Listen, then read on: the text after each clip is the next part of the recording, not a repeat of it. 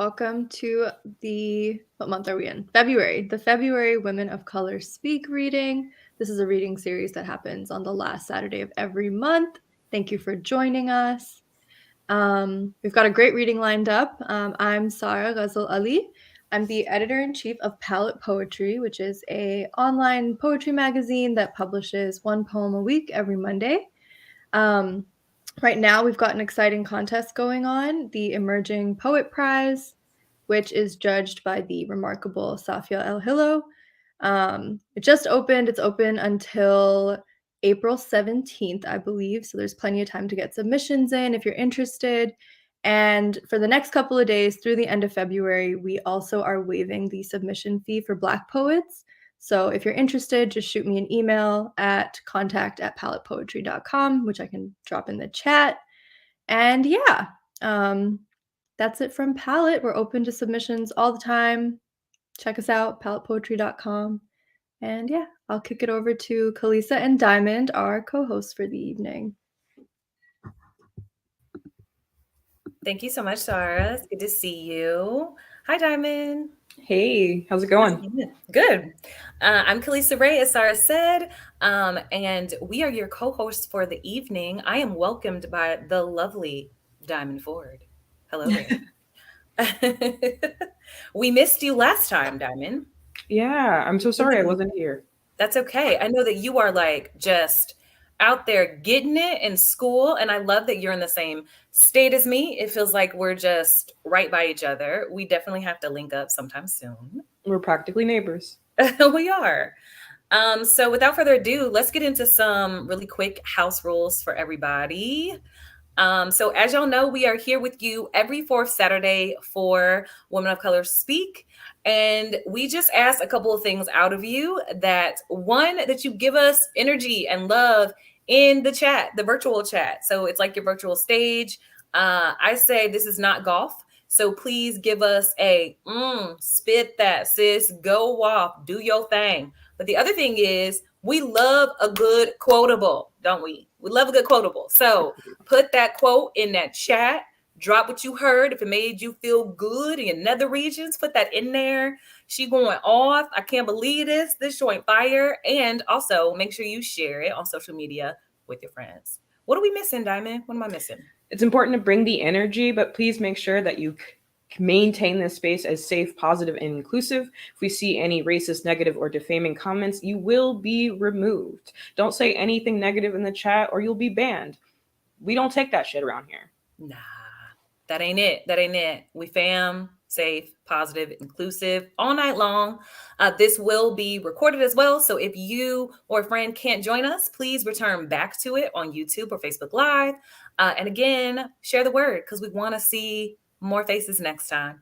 And without further ado, if I'm not missing anything, Diamond, you want to kick it into our first reader? You want me to introduce? Please do. Awesome. They're not ready for this. They're not. All right. So our lineup tonight is kind of bananas, y'all. I'm just like going to go ahead and tell you that I've been fangirling out for so long all week because I can't even believe our first feature author. So we've got none other than Noor Hindi. Noor Hindi is a Palestinian American poet and reporter. She is a 2002 Ruth Lilly and Dorothy Sargent Rosenberg Fellow. Her debut book of poems, Dear God, Dear Bones, Dear Yellow, is forthcoming from Haymarket Books in May 2022. Follow her on Twitter at MyNRHindi. Give it up for Noor Hindi, y'all. Give it up. Whoop, whoop. Thank you, Diamond, Kalisa, and Sarah, so much for having me here. I'm so excited. I love the energy, and just really, really grateful to be in community and space with y'all. So yeah, like Kalisa said, I have a book forthcoming with Haymarket this year in May. I think it's the very end of May. So prepping for that. So I'm going to read a little bit from that book. And I'm going to tell you a little bit about the process of writing the book and whatever else I come up with. So I'll go ahead and start. I will post a link to the book if you would like to pre-order in the chat at some point after the reading. And again, thank you so much to everyone for listening and being here and being in community with us. It means a lot, especially on this very difficult week. So yeah, I'm going to start with actually the very first poem in the book, Self-Interrogation. Self-Interrogation. At the airport terminal, a woman is crying. Excuse me, excuse me, excuse me, I need to focus on something besides the rush of migration, lights so loud, the unending sound of a newscaster's voice. Dear God, dear bones, dear mother, please forgive me. I want to call in dead. Last week, there was a child in a yellow dress reading a poem. For minutes on end, I could not be indifferent to anything. Not the grass dying yellow, not the bombs twisting limbs, not the cages, not the. Yes, there is a woman crying at Terminal 6. Yes, I use a newspaper to cover my eyes. Yes, I think of the child. The tiny silver heart she placed in my palm, how I threw it in the trash seconds later. But I promise, I promise, I promise I meant it as an act of survival, maybe love. The first part of this book, I think, really sets the tone for talking a lot about immigration, what it means to witness, what it means to write as a person of color in America right now about your trauma and how that's often capitalized on and the ways in which that's consumed. So, the second poem I'm going to read for y'all is in which the white woman on my thesis defense asks me about witness. Number 1. And what does it mean to witness yourself on television dying? A. I no longer watch the news. B. I've exhausted every mirror in my home searching for my eyes. C. I mean to talk about the intersection between a knife and the flip side of a mirror. 2. Might we define this as a collective trauma? A. Whose trauma? B. A gathering of bodies might be called a circus to some and a graveyard to others. C. I cannot exactly describe what this is. My mind sharpens to salted lemons. 3. When you speak to your father about the politics surrounding witness, does he move beyond geography? A. I never cared for maps. B. My mother used to warn me, God is watching, your grandfather is watching, your father is watching, their eyeballs a static screen, shut off, off, off, I scream. C. Whose geography? 4. Tell us about spectacle. A. You pleasure that which makes us fiction while staring into our graved eyes. B. My mother walking through Macy's. C. The intuitive desire to laugh at racist jokes is what my body might recognize as survival. 5. Do you believe in America? A. Believe is sister to memory and to love and to cheer and to trust. There are drones outside the doors of America. Who will catch them? B. Who is the audience for this question? C. Before burial, the hearse brought my grandfather's body to our home in Akron, Ohio. Through a window, I watched the hearse take 2 laps around our block, then followed its license plate to disappearance. Thank you. So some of the book, or at least the early and later parts of the book, I spent about a year working on an investigative reporting project with Reveal on housing and evictions. And I was really in this place where I was interrogating my own power as a reporter, trying to document people's lives, and getting them to share their stories around eviction in a country that sees poverty as a flaw of character. Um, and then I really began questioning what it means to witness, to bear witness, to see people, and what the point of art and the creation of art and the creation of news is, and how much it really helps. And I'm really especially thinking about these questions as the world watches what's happening in Ukraine the last couple of days. So the next couple poems I'm going to read are sort of dealing with breaking news and even just on a personal note, documenting my father's experience of growing up in Palestine and the Israeli occupation. So this poem is after Ghassan Kanafani. I once looked in a mirror but couldn't see my body. I document as argument I exist. I learned this from watching my father, alone in the night, drawing and redrawing a map of Palestine, green ink. Before 1947, he would insist. Before partition, before the nation became history, before my tongue mistook thank you for survival, before I chose an industry that headlines my people dead. A camera melts in the desert sun. From far away, I hear the dying clicks of its shutter, the loud bang of headlines slamming newspapers, the sharp gaze of eyeballs. Standing before my father, my own pupils gaping at his calloused hands, I too wish to capture this moment, hold it. Say, yes, this violence is possible, and also there is pleasure in looking. But who is the audience of my looking, and how far does a hurt stretch before it yellows? I have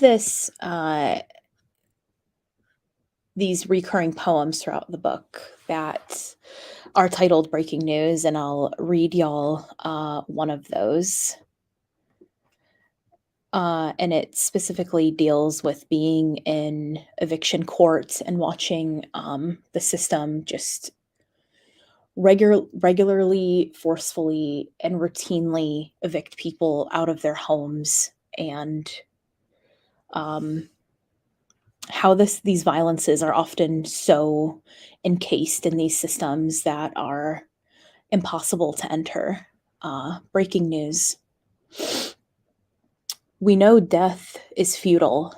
No death as 3.5 thousand retweets, a trauma, a thing named empty, an internet measured in the slow bend of your fingers, clicking the quiet tempo of expiration. Your spleen in the shape of a gun, in the shape of a pen. I am going door to door collecting stories. I place a tape recorder at the edge of a child's stroller and watch her position it between her teeth, chew on story and argue she's agent of her own story.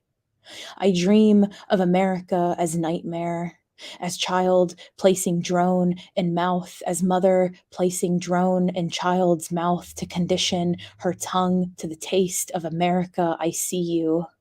Door to door in eviction court, I attend, and a judge asks to see my face, so I show her my blood at the edge of survival, an audience of witness, of whiteness. Sir, why are you being evicted? Which system? What history? I know your trauma is a thing we'll name. Breaking news, your trauma, a hunger we crave, your trauma behind a paywall, your trauma we measure with clicks. I document futility to feed America. More story, muddled by story. There is a child crying in front of a pink wall as her home is demolished in Palestine. It moves one to tears to watch your own reflection on a screen. Your face in anguish at another's pain looks so sweet, almost heroic. And I will read another one actually. Breaking news. I'm not a poet anymore. I've interviewed too many politicians. All they care for is ghosts. Breaking news. I'm breaking up with my stupid shame. I have dates on my calendar just for fucking. I do this between my 9 to 5. Hello, hello. I'm quieter than I seem. I'm a man in a suit. Please pass the damn hookah. Please tell the politicians I'm tired of reporting. We're all terrible. My desire to fix this window is corrupt. Your desire to call you're looking through this window an act of social justice is corrupt. At a protest, a white woman calls me fake news. Okay, fine. I tell her back. I don't smile anymore. I do the job so well. I outcry the eagles. I outrun the sad. I trouble my brain into a blender, then hold you a cup, then hand you a cup. My mother holds a butterfly to the sky. White winged, glimmering mess. Someone, please snap a photo. My shoes are drenched in blood. Thank you for listening. And thank you for all of y'all that are creating this awesome space for us. I think that I'm going to transition to the third part of the book, which deals with sexuality, sexual violence as trigger warning, and what my thesis advisor had dubbed my Hymen cluster of poems, which is kind of funny. And y'all are killing it in these comments right now. Thank you so much. So I'll start with I guess like maybe a funnier one. In a dream, I get married in an abandoned mall. And actually, I really should give a little bit of context before I read this poem. So Archie the Snowman, which will come up in the poem, is a very large, very tall, talking snowman that would get featured at this mall that my parents and I went to as a kid around Christmas time. And there would be like a man behind Archie you would tell him what you wanted for Christmas, and he'd talk to you or whatever. And that these are like my earliest memories of growing up in Akron, Ohio. And yeah, I guess I'll just jump into it. In a dream, I get married in an abandoned mall. We don't order cake. I see a dragon graffitied on a wall in the distance. Archie the Snowman melts, and a guy named Fred places caution signs everywhere. We don't speak about the bullet holes or the broken carousel spinning around and around. My fiancé is the type of Arab man who thinks smoking double apple hookah is a personality trait, probably can't find the clitoris, and went to school to become a surgeon, but later settled on dentistry. At one point, I look at him and whisper, I don't remember agreeing to this shit. He tells me not to worry, reminds me he's a doctor, knows a lot about cavities. There are birthday balloons scattered everywhere, and I spot a blimp through a small window. My wedding dress is short, so my mother reminds me to close my legs, but I remember I'm on my period, so I'm jamming a $5 bill into a vending machine to purchase tampons and Snickers. When the machine dies, I punch my fiance in the face, and we're both shocked at how cathartic it all feels. Shortly after, I hijack the blimp. My teeth become a white picket fence. I wake up as a tattered coat hanging in the closet of my parents' first home. The second poem I'm going to read is I Should Have Broken Up with My Ex. And this is just a shout out to all of the good Arab Muslim men my parents have tried to marry me off to, marry my queer self off to. I should have broken up with my ex at a restaurant named Redfin Blues. Pittsburgh feels like a great place to end a relationship. It was 90 degrees. The restaurant sat on a waterfront, but the water was brown. The sun wouldn't come down. I wore shorts. My boyfriend called himself a feminist. He was addicted to Pokemon Go. I wanted to hold his hand at dinner. It was way too hot to be outside. He was half Egyptian and half Palestinian. He called himself a feminist. We sat at a red metal table and ate shrimp. I ordered a Moscow mule. I picked up the check. He called himself a feminist. Earlier that day, I watched him pray in an air-conditioned room. I pretended I was on my period and described my blood leaking out of my vagina. I did not want to pray. His name was Muhammad, and he prayed 5 times a day, and he called himself a feminist at a restaurant named Redfin Blues. I could tell he was uncomfortable with my not praying. I could tell he was uncomfortable with my Moscow mule. He called himself a feminist. The water around us was brown. I followed him around for days, watched him catch Pokemon, pretended I was interested. His name was Muhammad, and he was like all the other Muhammads. My mother liked him. We were in Pittsburgh. It was 90 degrees. My father approved of him. He called himself a feminist. On the way out of the restaurant, he made a comment about my shorts.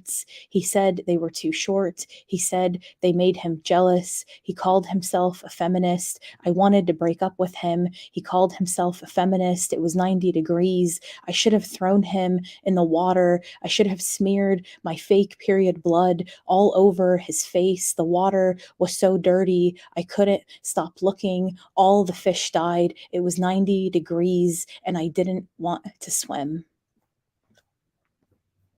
I don't think I've read that poem out loud, actually. That was kind of fun. I almost said at some point, yeah, I almost really messed up a line at some point. Anyway, I think I will end with a little series of poems called The Shell of a Cactus Fruit, and then pass the mic off to all of our other wonderful readers that I'm so excited to hear. The Shell of a Cactus Fruit. Dear Kay, have you dreamt of pomegranates this week? You always talk of the pomegranate trees that reflected from your grandfather's eyes. If history is a woman with gentle hands pouring black tea, let there be sunlight, a soft chair, a young Palestinian boy entering his home for the first time. Let the woman be Jewish, and let there be nothing political about the way she yearns for her son's safety, about the years between 1948 and 1974, years your grandfather spent mourning the dirt in which he planted those pomegranate trees. In this version of history, there is some forgiveness. Come in, she beckons. You enter. Everything will change. Dear Kay, all this is real. You tell me stories. You repeat, did you get that? And do you hear me like I won't believe you? You hate the way I interrupt Al Jazeera, how I seek answers to questions I shouldn't be asking. Your body is collapsed on our tired beige couch. Every hour we talk makes me wonder if you'll ever make eye contact. Will you look at me? Palestinian habits die because Palestinians are dying. are dead. It happens every day. I know you think of your grandfather, how he spent so many of his days staring at a ceiling, inhaling cigarette smoke, relying on the United Nations for food, for shelter. Year after year, you hovered around him, unbreakable. Dear Kay, you told me once he would smack fear right out of you. In a memory, an Israeli soldier lines you against a wall, threatens to shoot. Your friend pees himself while waiting for death's sweet respite, warm urine flowing down his legs. In another memory, the 6-day war rages. What you remember is the smell of fire, the sweet mulberries staining your teeth after days of migration. Years later, I will ask you for these memories again. You will ask me where I've gotten them. Maybe I've dreamed them, I'll tell you. Later, you'll wash your hands. I'll notice purple juice coursing through the crevices of your palms, the smell of mulberries in the kitchen, an unfamiliar face. Dear Kay, I remember the cactus fruits you would always bring home. The shell of a cactus fruit has hundreds of hair-like thorns hiding under its surface. You always knew the exact place the blade of the knife must slice to open the sweetest part of the fruit. Is that not love? Thank you so much for listening to these poems, being in community, and thank you for all your comments. I'm going to go ahead and pass the mic to all of our other wonderful readers and to Diamond. Thanks, Diamond. Okay, first off, wow, that was amazing, right? That is how you kick off a reading, right? Second, if anybody calls you fake news again, like, let me know. I will rock them for you. And third, right, just incredible. Cannot wait for the book, right? Just like amazing energy, right? And I want to keep it going. So next up, we have our reader, Maria Guzman, is a Dominican American poet and writer, born and raised in New Jersey. Her poems have been published in The Account, a journal of poetry, prose, and thought, Rattle Magazine, and Eco-Theo Review. She has been nominated for 2020 and 2021 Best of the Net by The Account Journal and Eco-Theo Review. Maria has received a financial award from the Community of Writers and was invited as a poetry contributor at the 2019 Breadloaf Writers Conference. She is a 2020 Vona Voices alum and holds a BA in Urban Studies, Anthropology, and Art History from St. Peter's University. Currently, Maria is working on her MFA in Poetry at New York University. Please, let's give it up for Maria. Hey everyone, thank you so much for having me here, Calissa, Diamond, and Sarah. I'm so excited. That was incredible. I'll go ahead. I'll be reading 4 poems from a project I'm working on, exploring desire, trauma, and complicity of being American and not American. Okay, I'll just go ahead and start with the dream. I had the same dream twice. A child pulls the olive tree, branch by branch, out of her small red mouth. No blood speaks nor splinters the tissue of her throat. The branch seems wider near her breast, blurring whatever clarity she knew. Her olive vines recoil at the unmarked house, the dark box we enter, the middle of a cloud. Everything exactly as she left. The long staircase, the painted heaters, burning votives, rattle, hemlock, needles in the carpet, clothes on a chair, a ticking newspaper. The memory of a father, like a shadow under a hat, says to a termite, "What is a house?" Dead wood. God says, "Come and eat it." I look into the mirror of my mother's china cabinet. There is a small ache I witness, my own face changing. I pour this grief into a green glass. The wild taught me, if I name a dream, it becomes another. So I stopped naming even trees, willow, palm, mountain ash. Let green be parable, unmoored by man like Kincaid's alien soil. I lean over the blue tub a place I went often. I think I saw my head drown, and in my diary, I write river wet. I write blade of grass. The next poem I'll read is titled Last Things. Last things. My mother had old world kinks. Even in the 90s, she scattered memento mori on the lacquered dresser, red spools of good luck, a glass of priest water, faceless dolls, beeswax, a lock of human hair. And in the desire to go back, she kept my brother's cord. Once I pressed my finger on the blackened belly button, alive inside the plastic. I was afraid to really touch it. Hard to say why we lived so long as if inside a funeral. Every day, a new visitor. This was not a house of grief, you'd imagine. Someone making a face, someone else laughing in the kitchen. Here's a coffee, here's a beer, no time for grieving. At parties, I learned to hide, pretend to sleep among the mound of jackets, to avoid the cruel formalities.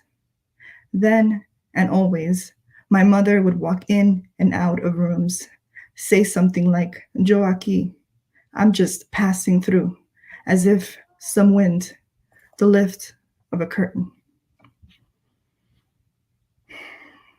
I'll go ahead and read the next poem. Is titled Mausoleum of Terrible Lovers. Mausoleum of Terrible Lovers. You do not want to marry a double-tongued woman who half listens and spills honey on your kitchen sink, would rather live in a mausoleum than commit to the obvious order of life here. It's June and we creep into the last tour of Glenview Mansion, a historically white estate behind the concrete brutalist. Aye, so brutal, hurts my eyes. We laugh when we see it, erected across the graffiti, an absurdity of red velvet, a perfect bird in formaldehyde, dead nature everywhere. I run my fingers across the brown secretary. I've changed my opinion of secretaries. Now that I am one, it's personal. You hate that everything always personal. The tour guide tells us, here is a truth window. The tour guide tells us the family hid a pantry in the back of the American portrait. I can hear the pleasure in everyone, how they could not open their mouths wide enough to marvel at the great white ingenuity. So I leave the room of stretched vowels, go stare at the carved ebony columns, stand in the grand piazza and no longer care about the lives of the people in the paintings, no longer care about the Bond family who asked to be painted 143 years ago. What kind of person asks to be muse, to be oil, while the rest of the nation is burning? I cut off the flash and go on taking quiet photographs, hoping for ruin, praying for collapse. This is not my history to protect, I say. You roll your eyes and take my hand. I can't take you anywhere, you say. I spill over like honey, laughing. Hopefully I don't go over time. Okay. Encounter with the river. We talked about the 27 springs of Rio de Magua and how we no longer cared for the noise of the cannon. We were getting on that waterfall. Me tiro, he said in my direction as I spooned the white meat. I didn't know his name, but I knew it wasn't Primo. He poured and poured hot brugal into the coconut, heavy on my palm. Ya, no seas malo. He knew I was una americana. He could smell city in me. Not a rubia, I couldn't drop my English like some key in the river. I sat on the seat closest to him, watched the curve of his neck, la perla wrapping around him, the way his lips looked when he said my name, un encanto.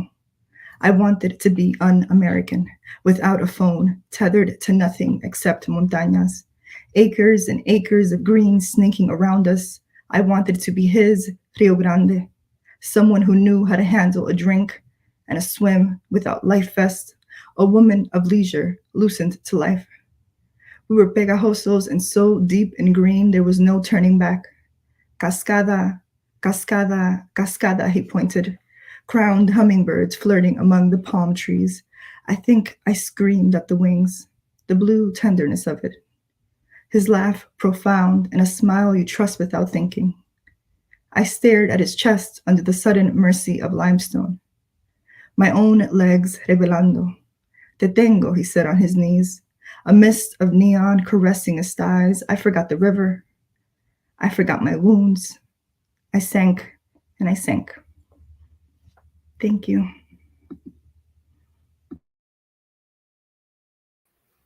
Wow. I mean, I can't even, come on, somebody, just like bar after bar, bar, bar, bar. I can't even with you. I can't even with you. Give it up for Maria Guzman. So amazing. Look at the chat for all the quotables. I mean, usually I quote them and there's just so many from both Maria and Nora that I just can't. So we're going to keep it rolling because the energy is so high. Let's give it up for our next reader, Catherine Esther Cowie. Catherine Esther Cowie is a poet and visual artist. She was born and raised on the Caribbean island of St. Lucia and has lived in Canada and the United States. She is a graduate of Pacific University La Residency MFA program. Her work has appeared in The Common, West Branch Journal, Swim, Potomac Review, Southern Humanities Review, Tri-Quarterly, Prairie Schooner, A Calabash with work forthcoming in Rhino Poetry. Her collage art has been featured in the Indianapolis Review, Control V Journal, with work forthcoming in Ajima. She is the co-founder of IMakeUselessStuff.com, a website featuring digital and analog collage courses. Give it up for Catherine Esther. Hi, everyone. Thank you so much for having me. So I'm really excited to be here. And the first poem I'm going to read was the Food Prize winner for the previously published poem by Palette, and it's called Aftermath. Oh, hands that wound, even you grew flowers, the red-petaled hibiscus, the soft trumpeting yellow bells. Even you grew banana trees and the dashing root, and we too are your blossoms. I am here, Muela, muela, the animal of my body chants my praise. I strip to my underwear, press against the cool tiles, let the sun trample my skin, let the light take root inside. Tonight I'll listen to the unlit sky teeming with rain. Tomorrow the hills will sparkle emerald, and one day I will tell another, these hills live in me, Montfortune and Bellevue. And you too fretted this place for your bones, abandoned the great house for a hut on the beach, its lullabies, its dead fish. We wanted grandma to pepper your foot with crushed glass. Instead, she called you Daddy. We thought she would tongue your name, a curse. She spoke of the coconut heads you split, gave her the water to drink. Who wants to begin in violence? We pressed our fingers to our wound, felt its widening mouth chorus. We are ashamed. Oh, hands that wound, no one sung this song to you. No one rimmed your neck with shame, but so into a girl child what is hidden and hurts.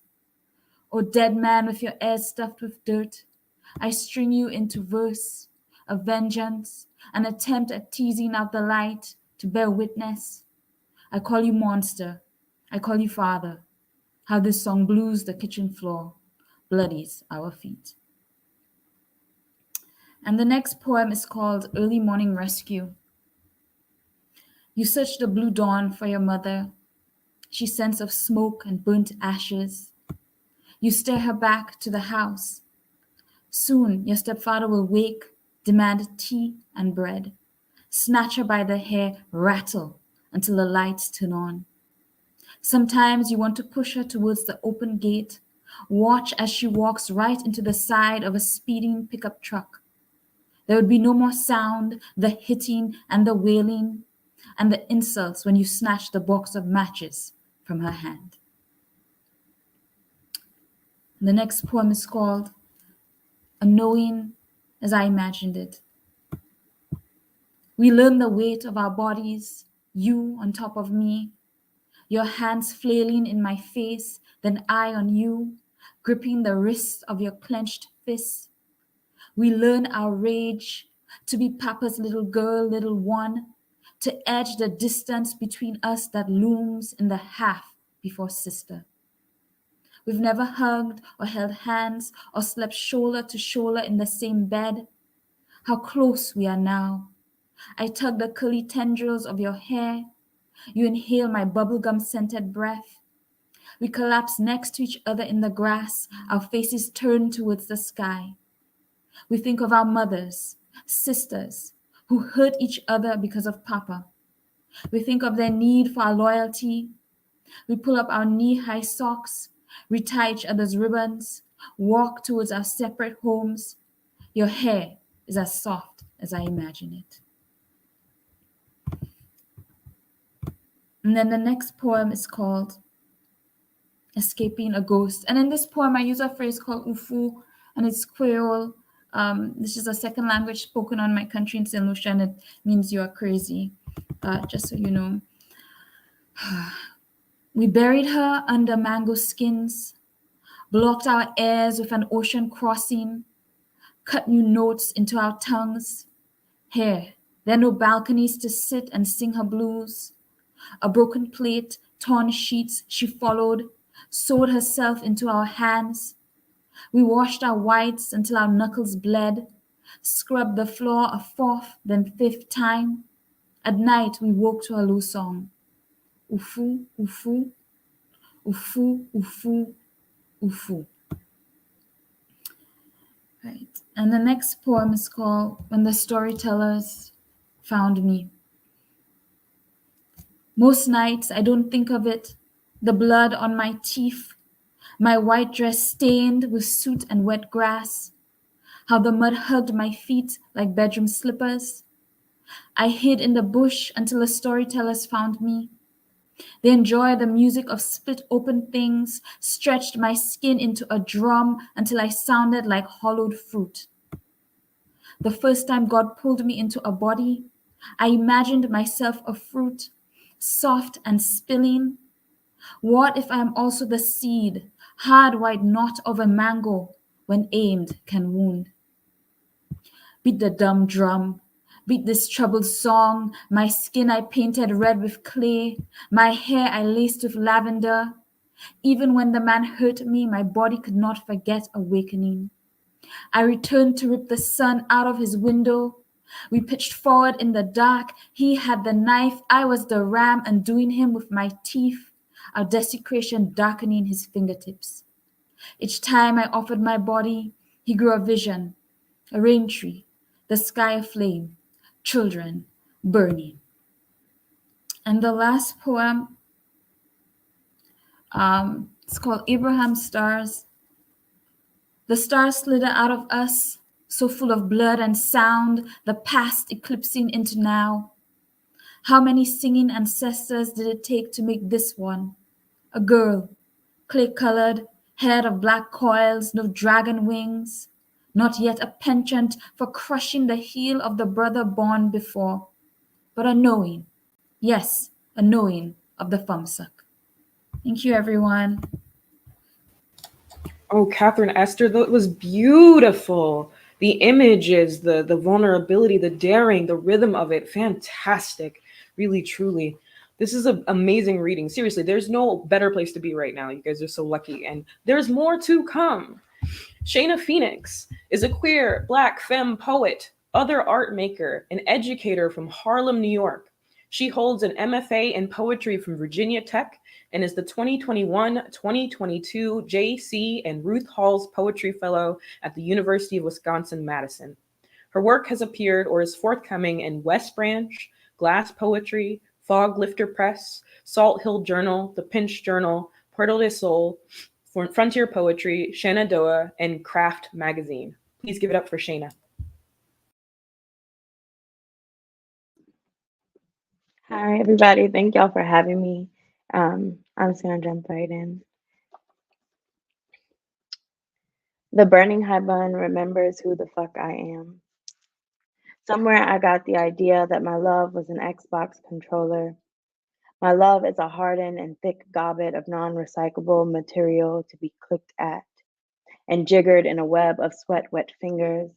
My love is to be tossed in a floor's face, a thing to eventually break. My love is the too long accomplice of lovers with their asses plastered to a couch or carpet when we cannot afford a couch, gunning down the simulated masses of folks on a perhaps street of a very real city somewhere in the name of entertainment, in the name of a god, a complex that took root in their bellies after something already dead, or at least love emptied told them machismo would save them and dim the unavoidable black ache. My love should take what it gets like plastic does, get filled and emptied at the whim of bodies with breath in them. My love kikis when I mean to ask, do you have any idea who the fuck you're dealing with? I am Roma Jean's great granddaughter, who up until she battled her bones into an earth was the game, was player, an anatomy of W's. Roma Jean was a penny slot rigged to jackpot every time a motherfucker pulled her the right lever. Roma Jean was a jackpot with lovers who knew of nothing but worship at the gold coins of her feet, at the groves and her high payout thighs. Somewhere I was convinced that I lacked her ofness because my love had been a recurring and boiled over jackpot emptied into worship thin hands, Brogdanagian bodies of potential. Somewhere I called my love lack and stayed where I should have at least metaphorically hoisted every piece of a ended love's clothing over a balcony. Somewhere I should have let Roma Jean's gold blood spill a little on a letter I'd write to say, dear love, you really screwed this one up, and I am no game to play in the way that there are no do-overs here. You cannot pay your way back into living here, and there is no love like mine, but I wish you something close. Wish you a life of semblance.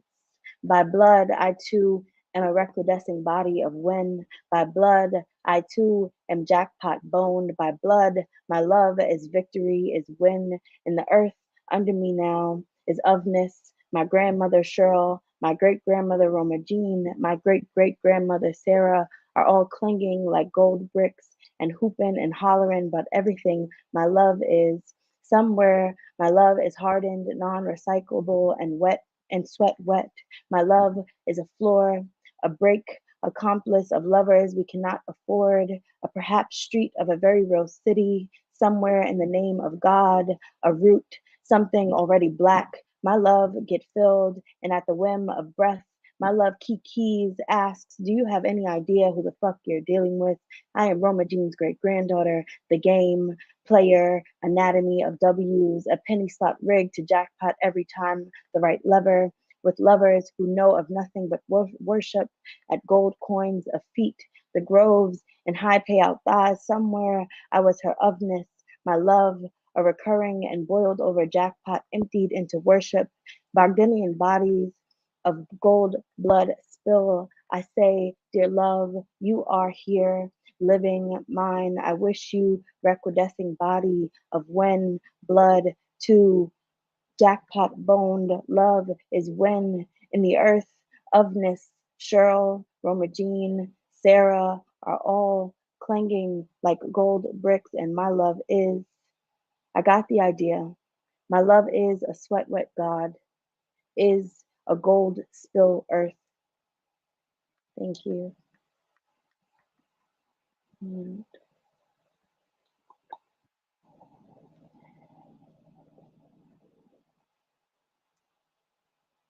Portrait of my mother before she is mine. Somebody set the dinner table, a table no one eats at, and not in the way of a table set and fridge empty, but in the way of my mother before she is my mother and never alone in her own house. And maybe the door is unlocked, or everyone has a spare key, and everyone brings the girl or guy over they can't bring home, and they sprawl into each other's bodies on the futon, and they wake before my mother, before she leaves for work, poke at the sleeping date's arm to say, you gotta go before my big sister wakes up. It was fun. And my mother is everyone's big sister. Set the table, a table no one eats at because there are too many glistened soil selves scattered about and coiled into their living, partied into her living room. At the table, you will find rum in the kitchen cups, Dutches gutted like whitings at the fish market, too many brown-hued lip pencils, their points dull from the assortment of mouths thick with Lil' Kim lyrics. Set the dinner table that is actually a blunt rolling station, that is actually a bar, that is actually a vanity, that is actually my mother's first child. Get the Moet. There's got to be Moet. Don't you shake that bottle before you pop it. Niggas ain't got money to waste. This my mama house, and she don't know she my mama yet, unless this is a balcony on Virginia Beach, and the Moet, the niggas, the money in question don't belong to my mother, and she and my play aunties met the niggas at the Norfolk State dormitory, and the niggas pulled up for homecoming or something like that, and don't all go there. Flashed dollar bills and shiny car rims at my mother, at her girls, and the niggas thinking they duped some young girls into coming with them to Virginia Beach to a hotel and not knowing that my mother, her girls, peeped them from the window. They checked their reflections in the lobby glass, pushed up their breasts into their chins, pulled their belts tighter to accentuate their already small waists and round asses, unless before my mother is my mother, there's a car of them glowed with the guts of a summer desire pasted onto their skins, undressing towards the beach. If then shake the bottle before you pop it, drip it on the heads of passerbys below. Somebody got money to waste. This is a music video. My mother, the vixen, the love interest, the one who wakes in the morning and cooks pancakes for everyone using a fork to flip. And I have one more. It's short. I don't know what time was. I lost time. My brain left. Okay. Bad Bitch National Anthem. Lift every voice and sing one time for the birthday bitch, till earth and heaven rings 2 times for the birthday bitch. Ring with the harmonies of liberty. Fuck it up if it's your birthday, bitch. Let our rejoicing rise high as my best friend after her 5th blunt of the day. High as the shot glasses raised for the first time in years. All of you and your girls get together in one place. High as the dollar amount for the 36-inch lace front that we can't tell is a lace front, where it's installed in the living room of a self-made beautician, nursing student, mother of one. Let it resound loud as the prayer circle of bitches speaking in tongues around a twerk, a sturdy Millie Rock, loud as us drunk and belting sad girl songs like we wrote them when niggas ain't shit, when we hurtin', gone as Monica. Sing a song full of the telfars, the tats, the tiger striped asses, the tellies we fucked in. Sing a song full of the tips on our fingers, the tabs we ain't pick up, the talcum on thighs, the tabernacles we praised in, the tangles in our hair before wash day, the tabletops we danced on. Facing the rising sun of our new apartments, hairdos, bodies, lovers, days, we still living. Let us march on till we glittered and bad bitchery and every dancery. Thank you, everybody.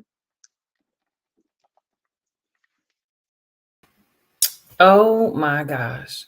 I can't even listen to me. Me and Diamond were over here screaming in our houses because I just can't. I just cannot with this fire, this unfuckwitableness that Shayna just brought all of us. So I must compose myself real quick. And then I can't with that and the fact that literally right after Shayna is someone that I've taught, studied, learned after, and I just know that I'm going to fall to pieces as they come up. So Shayna, you have paved such a beautiful way for our final feature poet. And I don't want tonight to end. I really don't. This is too short, but we'll be back and I want to have all y'all back. So without further ado, I'm going to welcome up one of my heroes, none other than Danica Kelly. Danica Kelly is the author of The Renunciations by Graywolf 2021 and Bestiary by Graywolf as well. Bestiary is the winner of the Cave Canem Poetry Prize a Hurston Wright Legacy Award for Poetry, the Kate Tufts Discovery Award. The collection was also longlisted for the National Book Award and was a finalist for a Publishing Triangle Award and a Lambda Literary Award. I'm going to try to keep it together. A Cave Canem Graduate Fellow and a member of the Collective Poets at the End of the World. Donica has also received a Lannan Residency Fellowship and a Summer Workshop Fellowship from the Fine Arts Work Center. Her poems have appeared in The New Yorker, The Atlantic Online, The Paris Review, and Fog Lifter, among countless others. She currently lives in Iowa City and is an assistant professor at the University of Iowa, where she teaches creative writing. Give it up for Donica. Thank you, Kalisa and Diamond. It's always so good to see you. And this reading, my God. oh my goodness. I've just been like, at the end of every poem, just like, y'all. So Noor, Maria, Catherine Esther, Shayna, thank y'all so much just for the beautiful work that you've done tonight. It is a pleasure and a privilege to be in your company. I'm going to set my timer because I have no head for time. And tonight I'm going to read some poems from the Renunciations and then a new poem.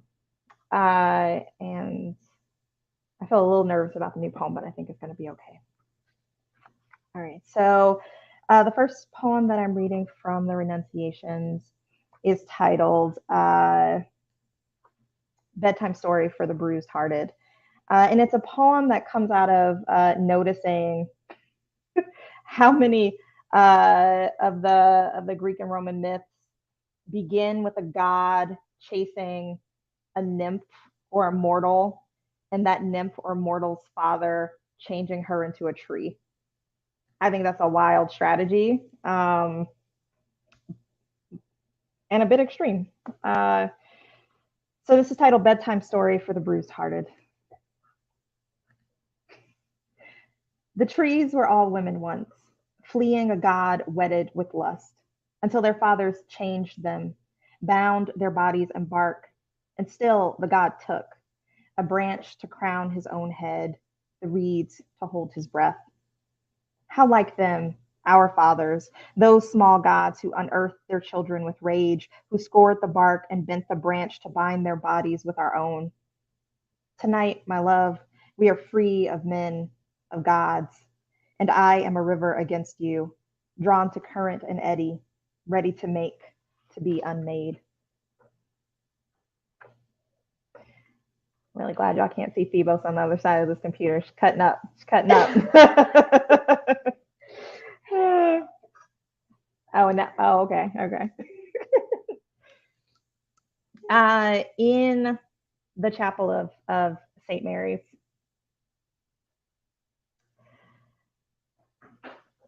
I can't tell you what happened there, why I entered the sanctuary a non-believer. Only that I have been thinking about worship, the altar of the body, and supplication for some time. My thoughts turn, as they often do in this season of absence, to my wife and how tired a God can get when called, and too often for little reason but loneliness. Of course, I don't mean God here, but rather the woman I love, who alters the orbit of my life, pulls me with the density of light toward her, the draw thinner when she is farther away, as she is now. I try to find comfort in the inevitability of science when what I lack is faith.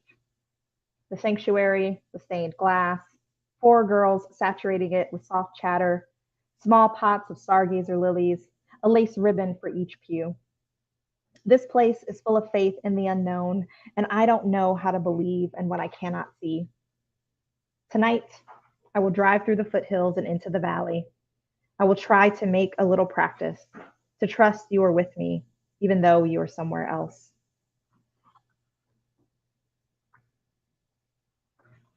So I was thinking of poems to read tonight. I thought I would read poems from the book that I like, which is a, I don't know. I feel like it's a good practice. And so this one is my favorite. And I there's a line in here that is absolutely taken from the Trix commercial. You know, silly rabbit, tricks are for kids. And I feel like my editor tried to get me to change this like very subtly. But I knew I would enjoy reading it. And so I resisted his subtle suggestion. Oracle. The God in my brain is no God, only a homunculus I recognize as myself. The God in my heart, the same. The God of my liver, the same. The God of my guts and thin skin, me. The homunculus guiding my father bears his mustache and heavy-lidded eyes. Was it he who placed the God in me that is me? And what do I mean by God, I wonder? I take my questions to the oracle, say either, who placed the God in me, or what do I mean when I say God? The reply to both being, your father. Stupid oracle, I think. Fathers are for children, and I was never a child, only a smaller version of myself.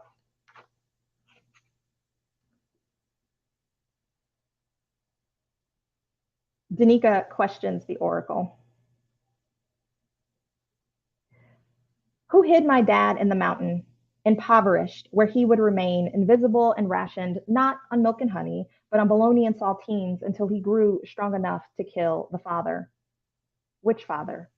Do I mean his daddy, exiled for the rest of his diabetic days to a closet in a house with no power, no water, where my dad, his sisters, and his brothers, caught for a time by the crack rock and the pipe lighting up in the dark, lived? Surely not his daddy, oracle. Surely not. How long was he the youngest?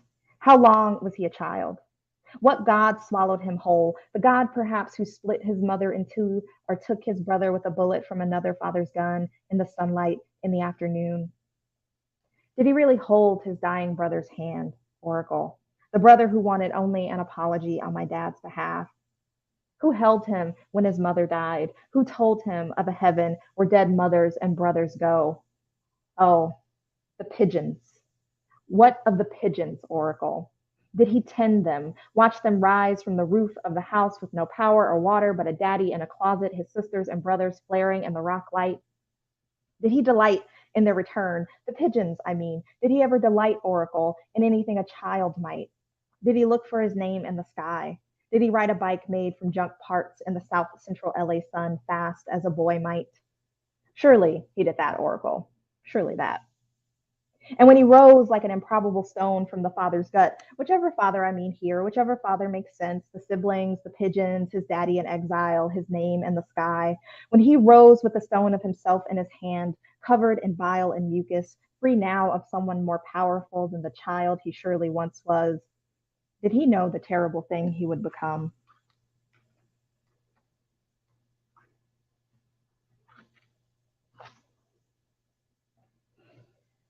So this next poem takes as its so it takes up a myth, and the myth is so Medusa's head cut off by Perseus. Perseus cuts off Medusa's head. That would be the active voice. And so from her severed neck or from her blood hitting the ground, it depends on who is well actually knew at that moment.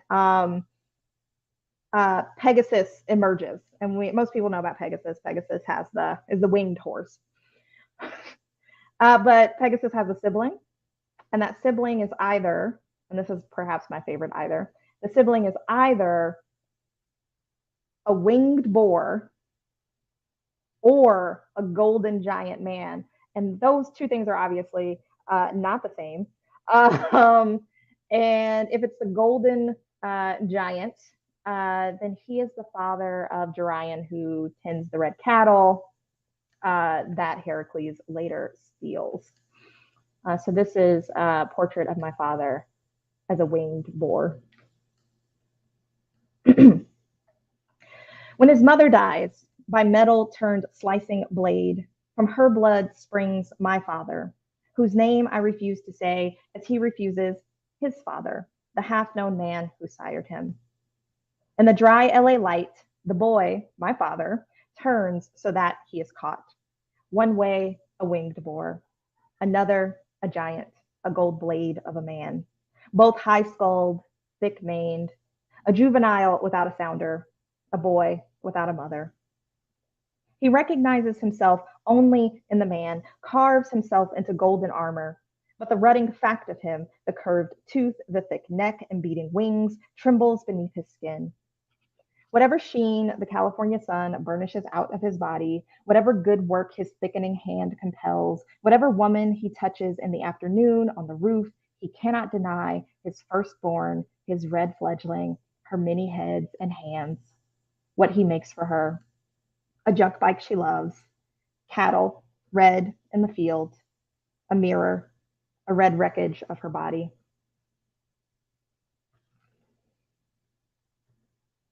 The last poem I'm going to read from, so I have two poems left. But the last one I'm going to read from the Renunciations is one of my favorites. It's hard for me to be hopeful in poems, especially at the end of this book. But I really do love this poem. And this came out of a writing prompt, which I marvel at every time I read it. I'm just like, oh, writing prompt, like helping getting the work done. The moon rose over the bay. I had a lot of feelings.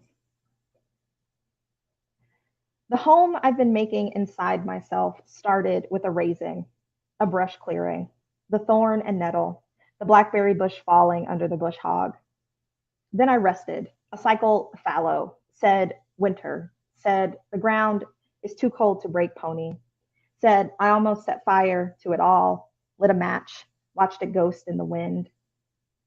Came the thaw, came the melting snowpack, the flooded river, new groundwater, the well risen. I stood in the mud field and called it a pasture, stood with a needle in my mouth and called it a song. Everything rushed past my small ears, were in the leaves, were in the wing and the wood. About time to get a hammer, I thought. About time to get a nail and saw. All right. And I'm going to read a new poem. It's going to be my last poem. And it is titled, What is the Measure? For M. I catalog what I cannot capture. The sun, its ragged stumble into rock face, the precise elevation of this plateau or the next, the sea, of course, against which everything is measured. My tools are insufficient, inexact. For instance, there is no way to measure the peak against the distance from the tip of one ring finger to the other, no matter my arm's position, outstretched, limp, akimbo. For instance, there is no way to weigh the earth pushed out of earth against the gravity of my own body, its bones, its sacks, its meat and animating light. I submit. I do not constitute the mountain. This, in spite of the palette of old quilts and newly fallen maple leaves I've made at its immeasurable base. I submit. I do not constitute the field, although I have harrowed its length, its width, with my long feet, my slow step. Never mind, I hear what scurries or scatters, what burrows or bounds. Never mind, I raise my hand to hover the bent grass, the echinacea's bald crown, all of which withers or writhes, all of which is new or nearly the same before my foot's next fall. I submit, as with the mountain, the field. As with the field, you, ineluctable as a season, sun ragging the rock face. Your arm nearly as long as mine, your palm wider, your mouth a beginning, your eyes, of course, against which everything else is measured. You harrow and the summit writhes. Your broad foot falls and the field, akimbo, gives up its gravity, lets loose its bodies, its bones, thrums an animating light. Thank y'all. This is so fun. Thank you so much. I'm trying to collect myself. Don't do that and act all cool like you didn't just grab all our pearls and put your foot on all of our necks. Don't do that. Don't do that. Don't do that. Y'all are funny. Y'all give it up. Y'all give it up for Danica Kelly because I just can't. I was over here just in a whole new world. I need for y'all to drop these links in the chat to these books because y'all are all fire. Yes, please. So I need these books. I need these quotables. I need links to all your work, your websites, Where Oh. can we find you again? What were you gonna say, Diamond? All of it. Y'all were stunning. This was, I mean, what an amazing, this is what we're here for. This is why we do it. Holy shit. My partner just came to check on me because he thought I was not well. That's how loud I was screaming, you know? We're here. I mean, I have no words. I'm at a loss. I know we have to wrap up. Let's wrap it up. But I'm just at a loss. We do have 3 things we must tell you before we let you go. And we have thank yous. So first, I need to thank my lovely co-hosts for being here with me and riding with me. I need to thank Sarah and Megan for helping co-coordinate from Palette, Woo Woo, Palette Poetry. And then, of course, all of our lovely readers, please give it up for them one more time. Please connect with them, celebrate, and support. The biggest thing is support. So please support their work. And then lastly, we are here every 4th Saturday of the month. So please tell somebody. And we are striving to be as inclusive as possible. So please call us in and tell us what we need to do. What are things that we could include, change, modify to make this space your home? How can we make this your home every month? So that's all I needed to say. Diamond, anything we're missing? And also, if you have some amazing friends and some amazing folks that you want to come through and be a part of this reading series, like, let us know, reach out. And finally, make sure that you tell the readers how amazing they were, right? They changed my life. Y'all changed my life, right? If they changed your life, let them know, right? It's always good to be here, always a great time. And tonight was amazing. Thank you so much. Thank y'all so much. Have a good night. Please check all these poets out online. Bye, y'all. Bye-bye.